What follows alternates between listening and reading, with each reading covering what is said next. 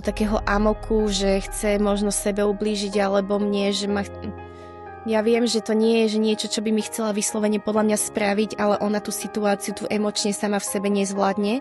Už sa mi stalo, že som ju jednoducho držala naozaj tak, že rukami, nohami a iba som čakala, iba som jej hovorila, že to bude v poriadku, Tamika, neboj sa, mladá mamka, vy si niečo spravte s tým dieťaťom, však ono je nevychované, nevie ani odpovedať a komentovali to. A toto sa mi stalo strašne veľakrát. Alebo keď som ju niesla na rukách, už má 6 rokov, tak ju odnesiem na rukách, lebo my keď sme niekde na úrade, ona mi začne utekať, ja naozaj ju musím chytiť a musíme ísť. A dokonca sa stretávam s tým, že komentujú to ľudia, že prerastenie diecko si nesiem, že dokedy ju chcem nosiť. Pre deti, ktoré vyrastajú s súrodencom alebo niekým so špeciálnymi potrebami, tak z tých detí naozaj vyrastajú veľmi empatické osobnosti, ktoré vedia vnímať tú inakosť aj v spoločnosti, pretože aj my aj v celom ďalšom živote sa budeme stretávať s ľuďmi, ktorí sú iní ako sme my.